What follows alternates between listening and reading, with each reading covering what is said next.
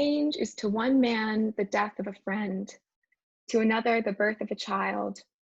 Change is the shifting of soft winds of spring, to a hurricane deadly and wild.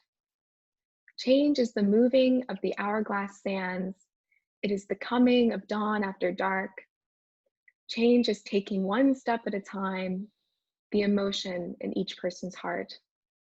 But change in the end will not change at all, the one constant in everyone's lives.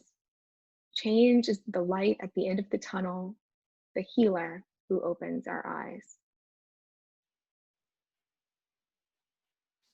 Thank you, Hayley. And good morning. I'm so happy to see everyone.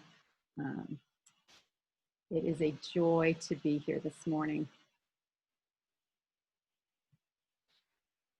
Several weeks ago, I wrote in the weekly email that the pandemic and the nationwide shutdown was making my head spin. And I was going to keep a diary of what was happening and what I was thinking and feeling in an effort to help my brain sort through the chaos and confusion. Well, if posting on Facebook counts as keeping a diary, I've been doing a pretty good job. Most of my days are spent pretty much the same. I wake up with a cat on my head, a cat at my feet, a dog at my feet, a dog on the floor, and 3 more cats on the dresser. The animals are all staring at me. It's time for breakfast and coffee, and the day has begun. As some of you know, I own a coffee shop, and we've been closed since March. I've been using this time to work on all sorts of projects around the house. Our house is 100 years old, and there's always something that needs to be repaired or replaced. I'm nearly to the bottom of a fairly long honey-do list. I've started a few new projects as well. I've been able to spend time in the garden and hang out with my kids. All in all, I'm very lucky and very privileged. But I am also so over this pandemic. I am over the social distancing and the masks and the hand sanitizer. I'm over the Zoom meetings and takeout food and quarantine bubbles. When all of this started, I had the same reaction as when the power goes out during a thunderstorm on a hot summer night. It's an adventure watching the lightning in a darkened house, telling ghost stories, and talking about what life must have been like before electricity. We're all Indiana Jones in the Temple of Doom, and we have to eat the ice cream in the freezer before it melts. It is an evening of joy. When you wake up the next morning and the power is still out, things become a lot less fun. Unfortunately, I have come to realize that we didn't just have a thunderstorm. We are having a double-dip Category 5 hurricane, and the proverbial lights are going to be out for a long time. The pandemic, the stay-at-home orders, and the concerns over testing are now coupled with marches and protests against systemic racism that are too often met with ignorance and violence. There's anxiety about the government, the November elections, and the uncertainty about the direction of our country. It can be a frightening and difficult time, made even more challenging because of the limited opportunities to safely gather together. I miss the unguarded happiness of 5 months ago.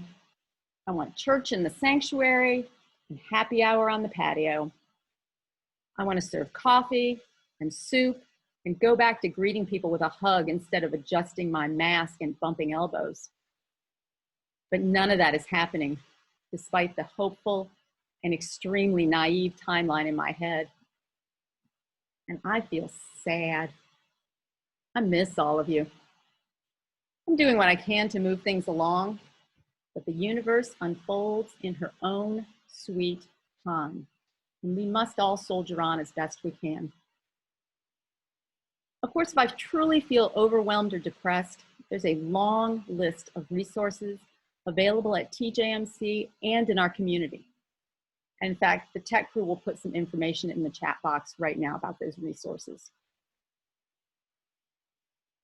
No, my problem is I need some cheering up. I need a little love. A good parking spot at Kroger. $5 from a winning lottery ticket. Or seeing a friend across the street when I walk the dogs. I need a little love to shake off what I call the COVID-19 blues. Lately, one thing in particular has been cheering me up are the kind notes and encouraging emails that I've received. My family checks in frequently to make sure we're all still standing. And folks from church have written nice things about the weekly emails or the work the Board of the Trustees has been doing. Customers from the coffee shop have messaged me to check in and let me know they miss the caffeine and camaraderie. And I've sent and received messages at 5 p.m. on Fridays, lamenting with the happy hour crew how much we all miss each other. Each one of these messages from the people I love warms my heart and strengthens my resolve to keep my chin up and mask on so everyone will stay safe and healthy. Now, I doubt I'm the only one here with a case of the blues. We human beings are social creatures, and even the most introverted among us has likely been affected by the last 5 months. And we're most certainly not the first group to feel sad or anxious or disappointed over events that seem beyond our control. And kind words are an excellent way to cheer people up. So that is what I have brought today. Kind words in the form of historic letters attempting to cheer people up in difficult times. Some are funny, some are touching, but all are written with love. The first letter comes to us via a video. The letter was written in 2006, and it is from the British actor Stephen Fry to a young fan named Crystal. If you don't know him already, Stephen Fry is the much beloved voice behind the British version of the Harry Potter books on tape. So here comes the first letter. Dear Crystal, I'm so sorry to hear that life is getting you down at the moment. Goodness knows it can be so tough when nothing seems to fit and little seems to be fulfilling. I'm not sure there's any specific advice I can give that will help bring life back its savor. I've found that it's of some help to think of one's moods and feelings about the world as being similar to the weather. Here are some obvious things about the weather. It's real. You can't change it by wishing it away. If it's dark and rainy, it really is dark and rainy, and you can't alter it. It might be dark and rainy for 2 weeks in a row, but it will be sunny one day. It isn't under one's control as to when the sun comes out, but come out it will, one day. It really is the same with one's moods, I think. The wrong approach is to believe that they are illusions. They are real. Depression, anxiety, listlessness, these are as real as the weather, and equally not under one's control, not one's fault. But they will pass. They really will. In the same way one has to accept the weather, so one has to accept how one feels about life sometimes. Today's a crap day is a perfectly realistic approach. It's all about finding a kind of mental umbrella. Hey ho, it's raining inside. It isn't my fault, and there's nothing I can do about it but sit it out. But the sun may well come out tomorrow, and when it does, I shall take full advantage. I don't know if any of that is of any use. It may not seem it, and if so, I'm sorry. I just thought I'd drop you a line to wish you well in your search to find a little more pleasure and purpose in life. Very best wishes, Stephen Fry.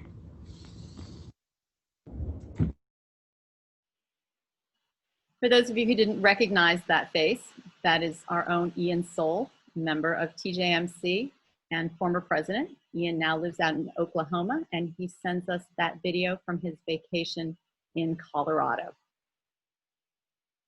There is some wise counsel in that letter.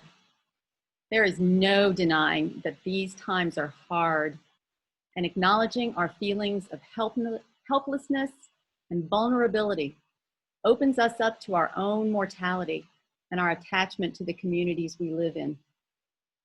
We can use this time to deepen our relationships to those who are dearest to us, be they allies on the other side of the country or family members with whom we are sheltering in place. The next letter is from the legendary landscape photographer Ansel Adams. In 1936, in the midst of an unrelenting workload and the near demise of his marriage, Adams suffered what was then described as a nervous breakdown.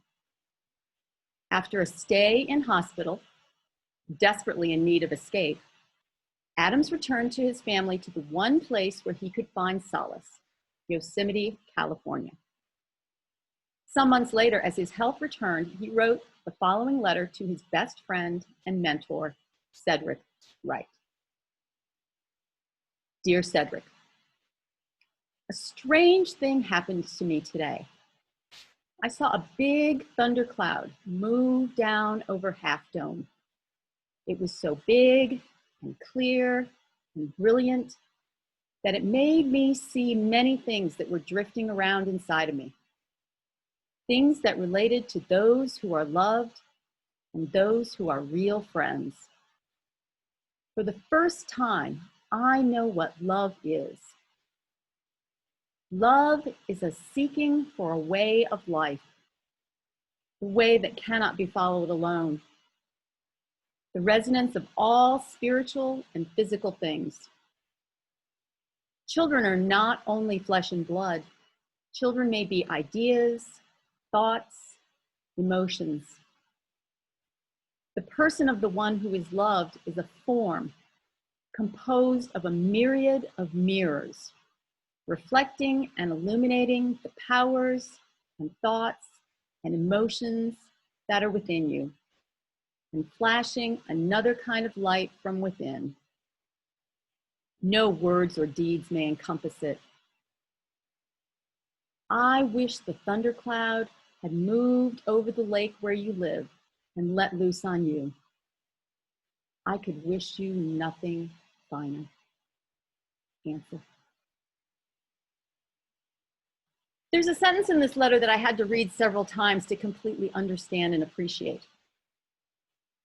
The person of the one who is loved is a form composed of a myriad of mirrors, reflecting and illuminating the powers and thoughts and emotions that are within you and flashing another kind of light from within. I believe this description accurately captures how we are transformed by kind and loving words, be they written or spoken or texted. We take in that loving kindness and it is reflected back out as our own light from within. Sometimes the letter writer can have the best of intentions, but the exact wording will be fodder for the Thanksgiving dinner table for years to come. This letter is dated April 1945, and the young woman receiving it was a member of the Women's Army Corps, working in Birmingham General Hospital in Van Nuys, California. The letter writer is her mother. Hayley. Dearest Annie Bug, we had your letter at long last yesterday. I'm awfully sorry you were still feeling low. It's too bad the hospital is rather far away from things and that there is not much to do. By this time, you must have received the radio and the books, and if there's any other books that you'd like to have, just let us know and we'll send them. But I do feel, dearest, that you'll have to make a real effort to cheer up and adjust yourself.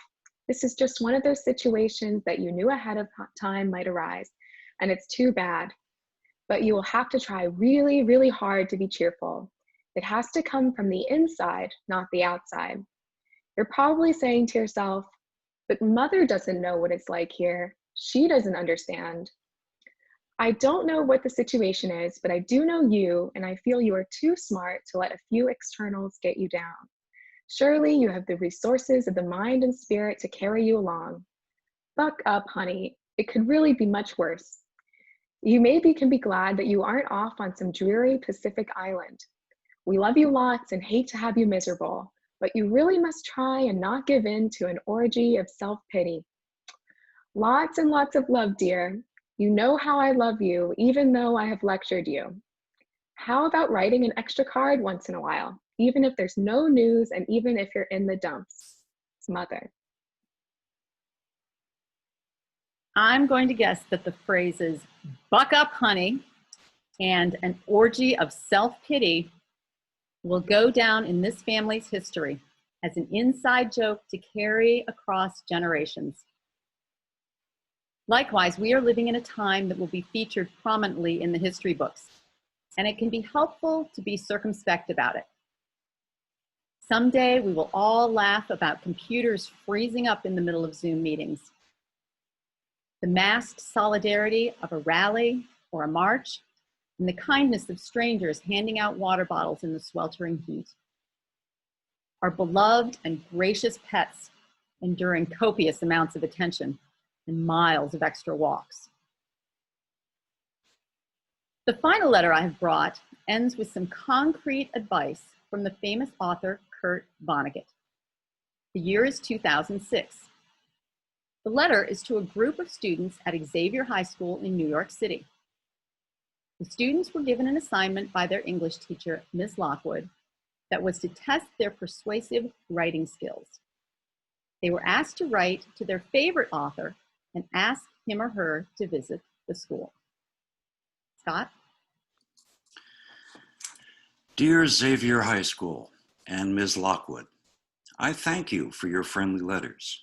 You sure know how to cheer up a really old geezer, I'm 84, in his sunset years. I don't make public appearances anymore because I resemble nothing so much as an iguana. What I have to say to you, moreover, would not take long. To wit, practice any art, music, singing, dancing, acting, drawing, painting, sculpting, poetry, fiction, essays, reportage, no matter how well or how badly, not to get money and fame, but to experience becoming, to find out what's inside you, to make your soul grow. Seriously, I mean starting right now. Do art and do it for the rest of your lives. Draw a funny or nice picture of Ms. Lockwood and give it to her. Dance home after school. Sing in the shower and on and on. Make a face in your mashed potatoes. Pretend you're Count Dracula.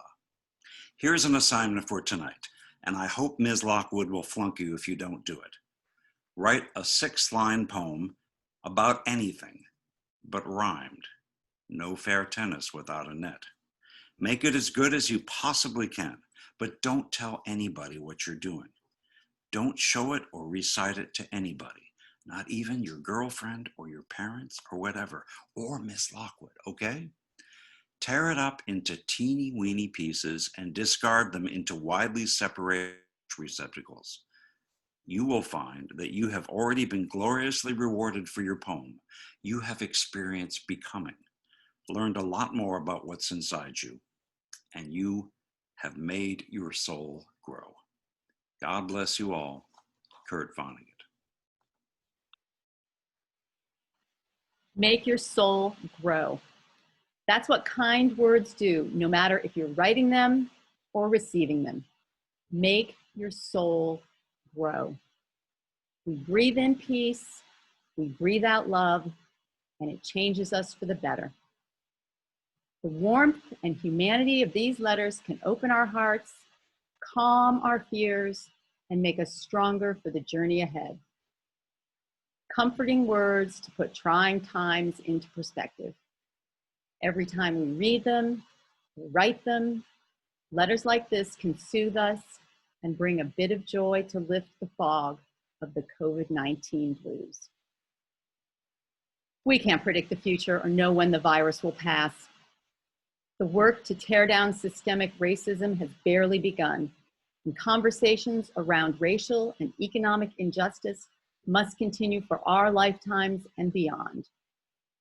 But while these things are happening, and for as long as they are happening, this community, our church family, is ready to provide compassion, support, and comfort to all who need it. We can write empathy in a letter, we can spread cheer through Zoom, and we can personify kindness from 6 feet away while wearing a mask. May it be so. Let's take some time to reflect on the sermon while we watch a video of the meditation hymn, Meditation on Breathing by Sarah Dan Jones. This version was created by Leah Davis for virtual worship services at the First Unitarian Society of Denver.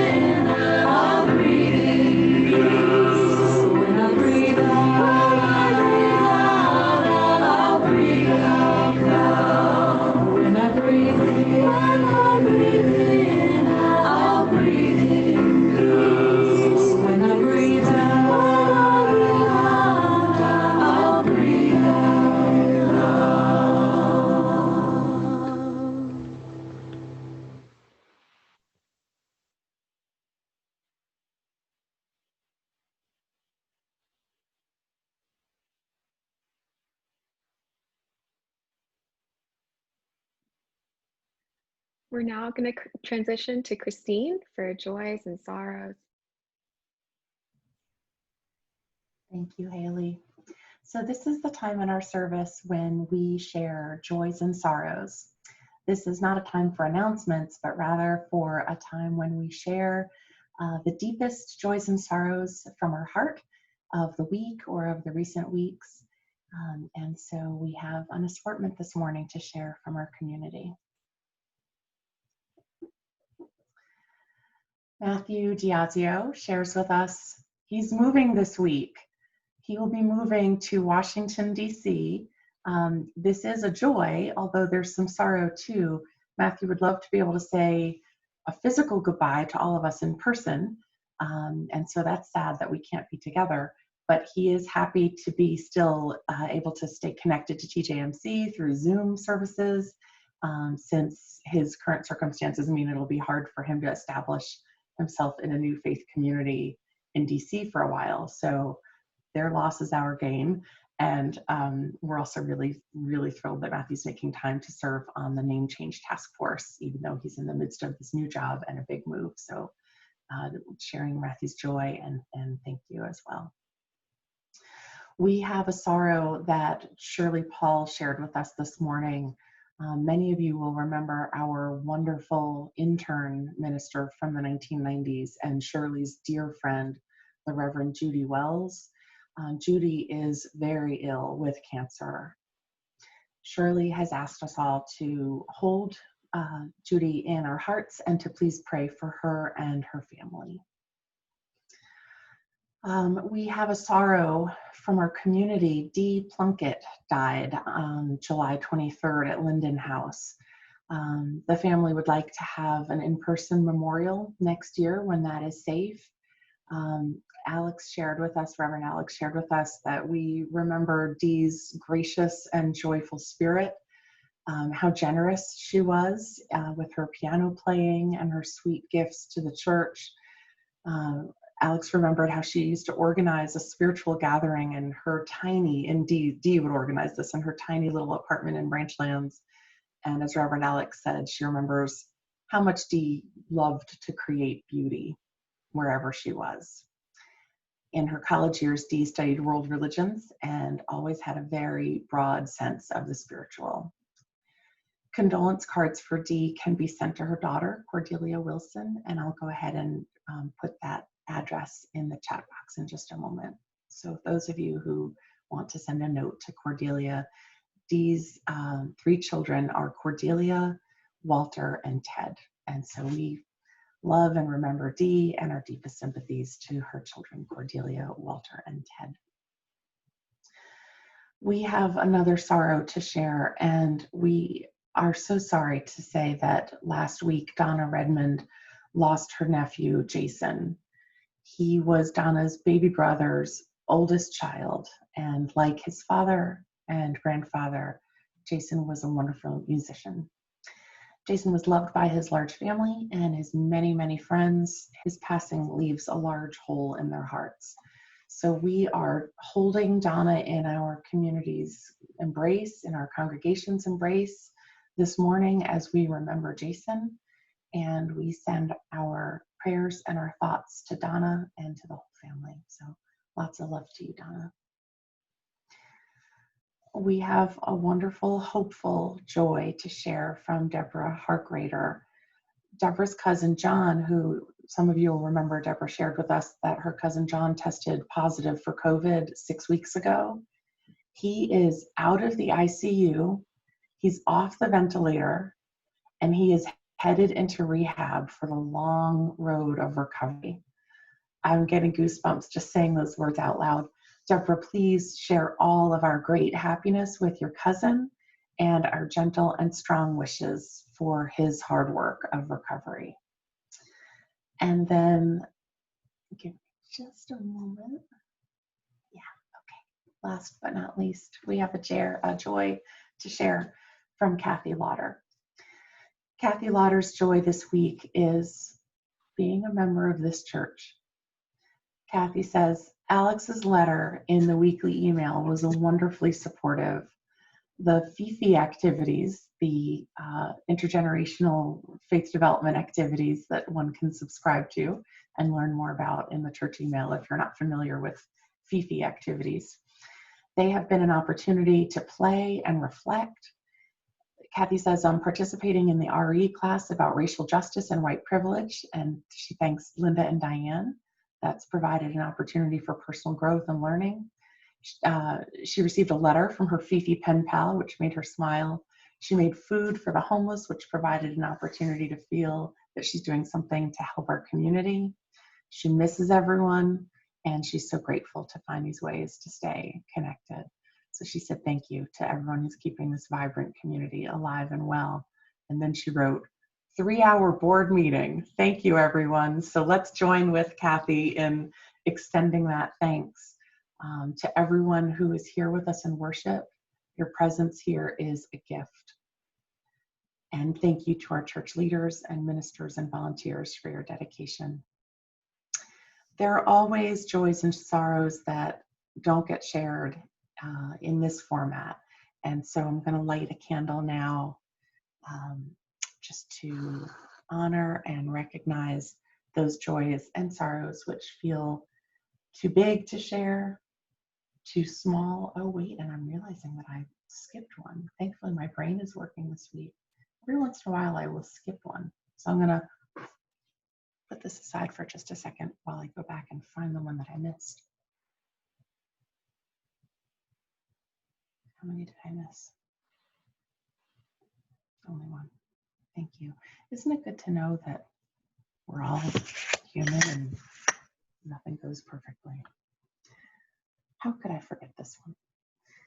Haley Owens, our worship weaver this morning, writes, after a remarkably difficult week, she received a surprise bouquet of flowers from her partner on Friday, and she writes, it is so wonderful to be reminded by someone who loves you about what really matters.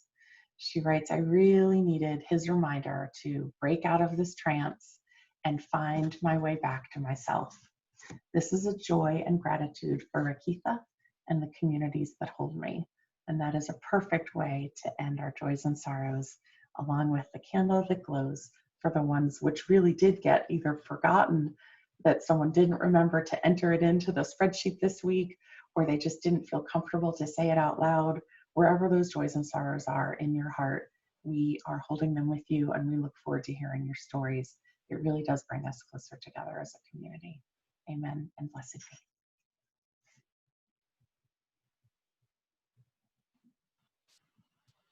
Now let us take all that we have heard and all that we have felt and enter into that holy time known as prayer. Spirit of life, Spirit of love, Spirit known by so many names, yet by no name fully known. Draw us together in a web of holy relationships. Make your presence known with us and in us and among us. Remind us that we are not alone in history. Ignite us with the courage of the living tradition. Remind us that we are not alone in entering the future. Anchor us with patience and perseverance. Remind us that we are not alone in our times of grief and pain. Comfort us with your spirit, manifest in human hands and voices. Remind us that we are not alone in joy and wonder. Inspire us to honor and extend the beauty we find in this world. Divine music of the universe, let our hearts beat in diverse and harmonious rhythms, cooperating with an everlasting dance of love. May we move with rhythms of peace. May we move with the rhythms of compassion. May we move with the rhythms of justice. Source of stars and planets and water and land, open our hearts to all of our neighbors. Open our souls to a renewal of faith, and open our hands to join together in the work ahead. In the name of all that is holy, and in all the holy names we have yet to discover, we say, blessed be. Amen.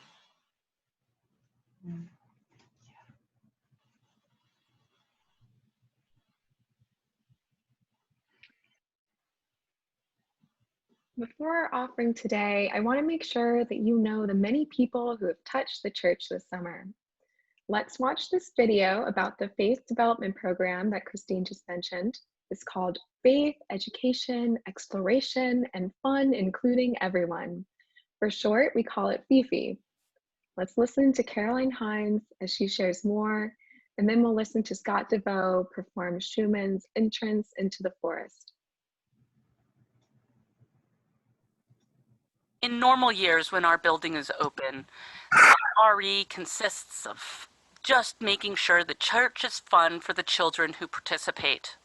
But obviously things have changed, and things are very different this year.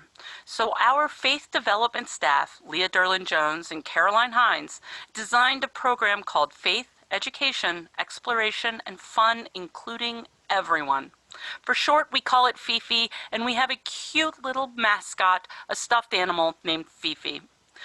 Over 25 families signed up, consisting of more than 55 people, and they range in age from 2 to 85 years old. Each household receives a monthly packet of inspirational readings, spiritual art supplies, and a project and theme for the week. Each Sunday, they share their insights and creations using photos of what they did for Fifi during the week.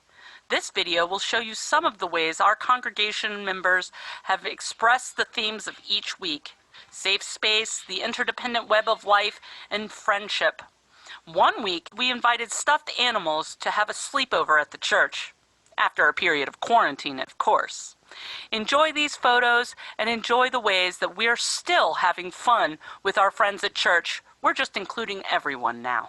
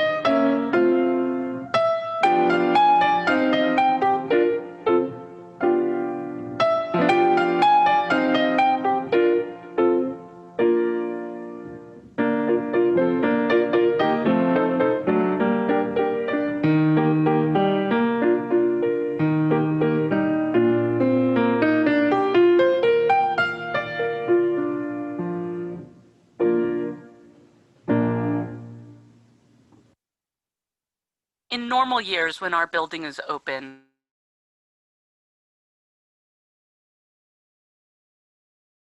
Oh, that was so fun. I'm going to now ask the tech crew to put up a slide with information about how you can give to support this kind of amazing work. So online donations are possible through the website using PayPal, but you can also donate texting this link. I'm going to say it out loud: 44321 give TJMC. And just as they have for many years, the US Postal Service continues to deliver many checks each week.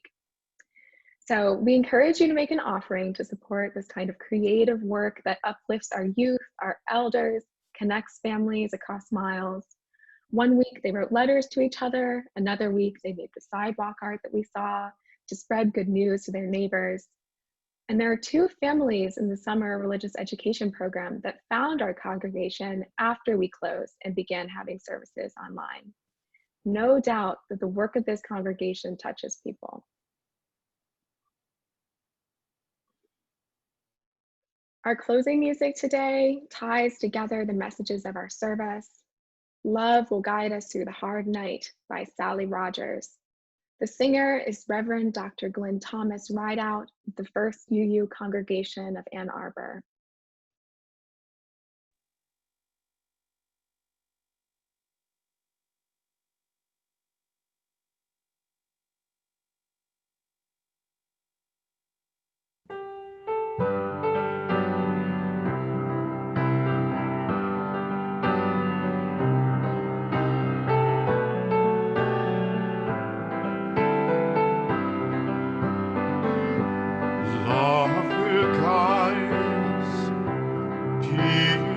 Has tried us, hope inside us will lead the way on the road from creed to king. Love will guide us through the hot night.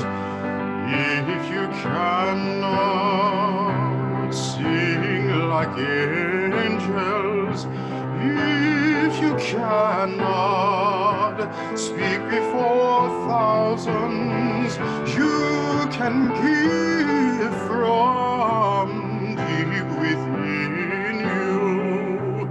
You can change the world with your love. Love will guide us. Peace has tried us. Hope inside us will lead the way on the road from greed to giving. Love will guide us through the hot night.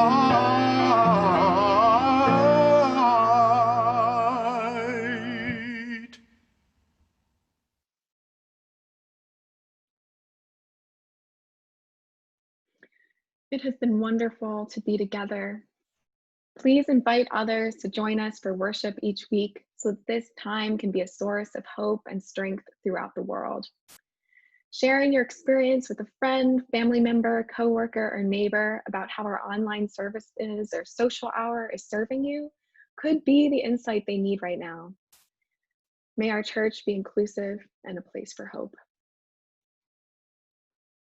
Listen now to the benediction.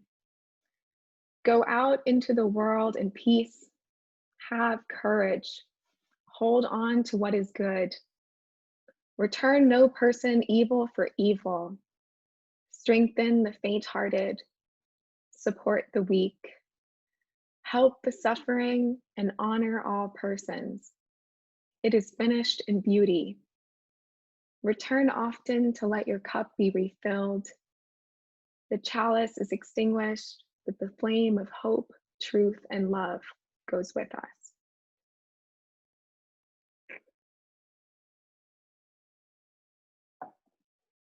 Please come to our social time where you will be in small group conversation with others. That is on another Zoom link, so you'll have to leave this meeting and join that one, which is on the church webpage, but it's also going to be posted here in the chat. Many people have told us that they find this social hour a great way to get to know other people.